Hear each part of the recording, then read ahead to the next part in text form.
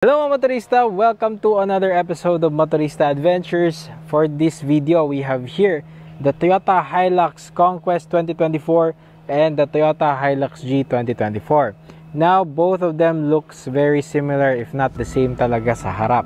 But there are some upgrades if you go for the more expensive Toyota Hilux Conquest than the G model. So ano nga ba yung difference na yon? Pag-uusapan natin in this video.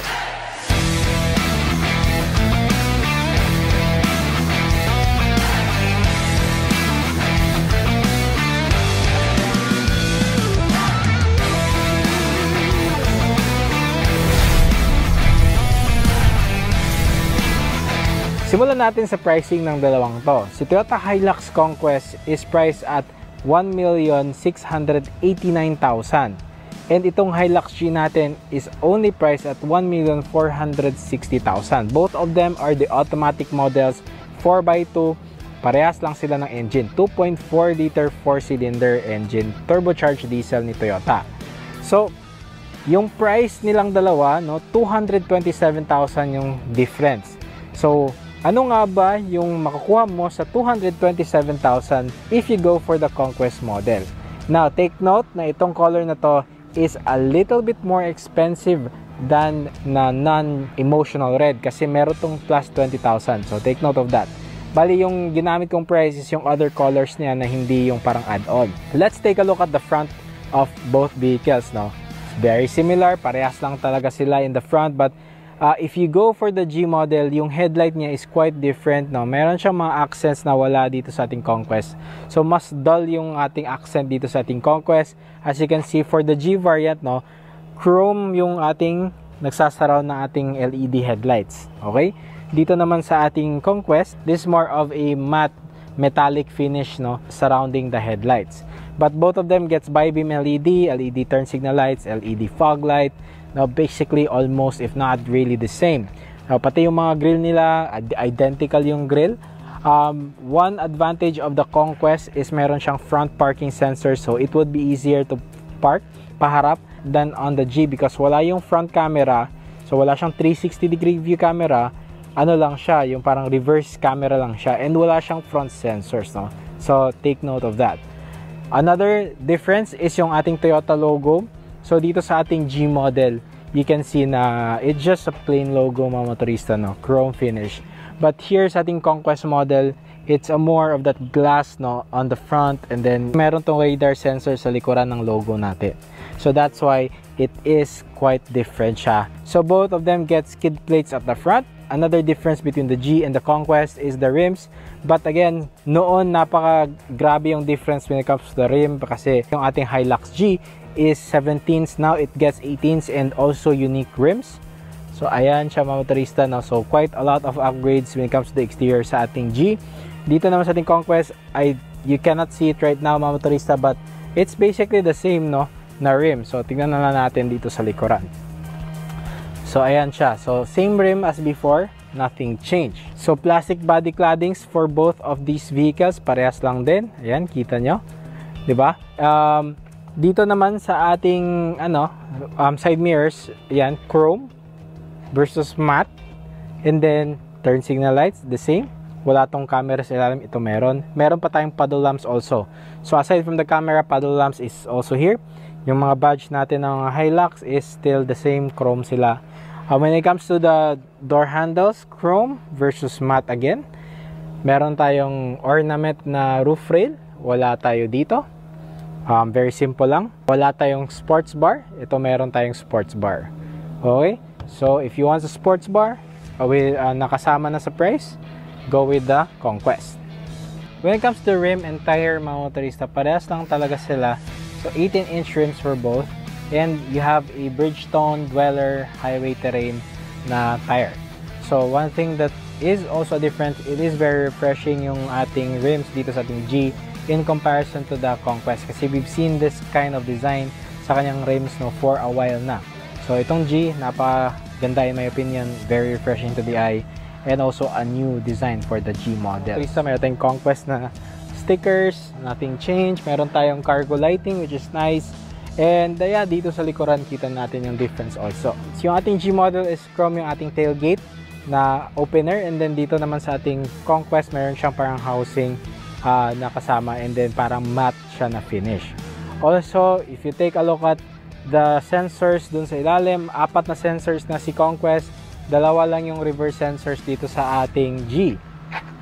And moving on, another new thing with the 2024 Conquest is meron na siyang blind spot monitoring. So wag mo itong apakan, may nakalagay, no? Kasi merong sensors dyan for the blind spot monitoring, and you can see that, no, dito sa ating side mirror. So meron siyang icon, so nakakatulong yan lalo na paggabi kung merong sasakyan sa blind spot, you immediately see it. Aside from that, you have the badge with the V, ito G na badge, no, and then meron tayong Toyota na badging on both. LED taillights, LED brake lights, and also bulb type pa yung mga turn signal lights nilang doon.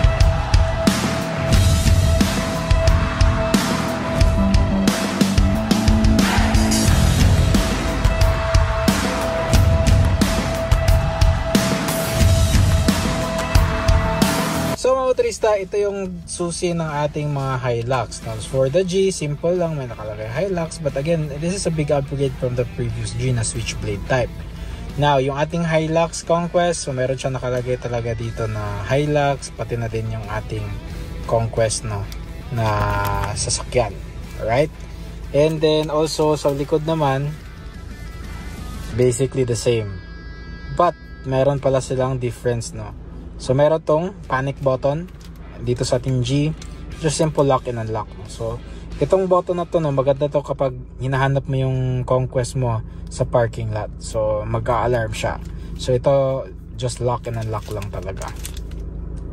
Once you open up the Hilux Conquest, definitely it's a more muted na upgrade, no, from the G. Okay, so you have this same panel lang to talaga. Different lang to na sa design ng brush look, no, dito sa ating trim piece. Leather yung armrest natin, and also here you can see glossy black yung material here with automatic one touch up and down lahat ng windows, just like the G. Parehas lang sila. Dito, bottle holders, speakers, 6 speakers in total. One thing that is missing here, no, for the, at least for the 4x2, I'm not so sure with the 4x4, is the availability of 6 airbags. So, tatlo pa din yung airbags ng ating Conquest 4x2. So you have airbag for the knee, driver, and passenger. Same with the G model. Now the big upgrade here is the seats are now leather, unlike the G model na cloth lang yon. So ito, it's a more premium leather material seat, and of course perforate, and it is now perforated, which is nice. Here, electronic seats for the driver, so height, recline, and slide are electronically controlled already with this toggle.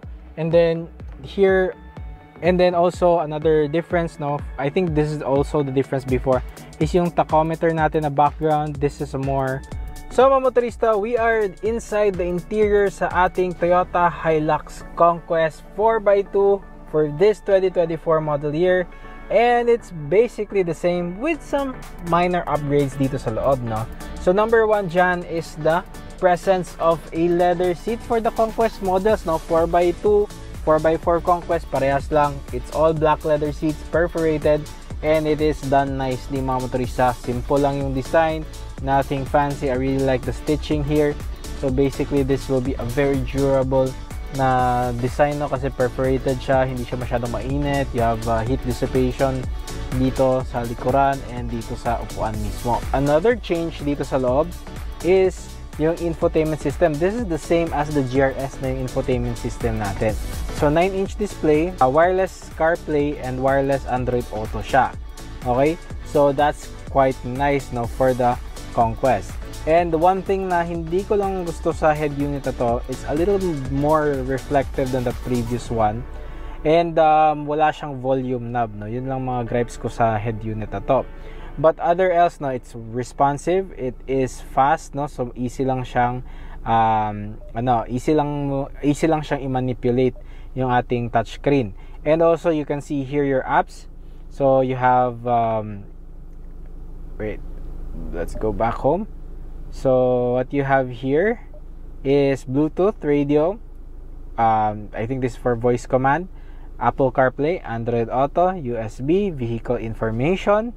So you have your trip consumption, past record, next service due, remaining range, all of those nice stuff. Phone also, and then you have still iPod here, picture, so you can display your photo instead of the stock background, and also meron siyang browser, Miracast, and of course yung setting natin. Okay, it's also it also has Wi-Fi capability, mga motorista. Right. So that is the head unit for the update sa ating Conquest 2024 model, one of the big ones, no? So dito sa ilalim, same lang to sa ating Hilux G, dual zone climate control. Dito meron tayong traction control button off. Now, one thing na wala dito is yung wireless charger na meron sa GRS. Only the GRS has that wireless charger. Meron kang bottle holders here, and then eco and power mode, 6-speed automatic transmission, okay, plus minus, and meron siyang manual mode. Steering wheel is leather, quite nice yung ating steering wheel, same steering wheel, no, like before, and automatic headlights na din siya, and intermittent wipers. Now, leather din yung ating center console na armrest, and ito yung ating ito yung ating storage space underneath. Again, same pa din yung ating handbrake. It is same handbrake as before. Kung bubuksan natin dito, you have air conditioned, no, dito sa ating top na storage area, and then another storage space dito. Okay, and then it is still lockable. Now, let's move on to the back of the Toyota Hilux Conquest. Now, for this year, no, for 2024, Toyota made it sure na mas komportable yung rear passengers. So, they added rear air vents na. Fortunately, the G, alam nyo naman sa previous video natin na wala pa din yung air vents. Now, itong Hilux natin already has one. That's really nice. So, another selling point yan sa ating Toyota Hilux Conquest in comparison to the Hilux G. In terms of advanced driver aids naman, si Hilux G is actually basic lang talaga siya, no? It doesn't have any advanced driver aids.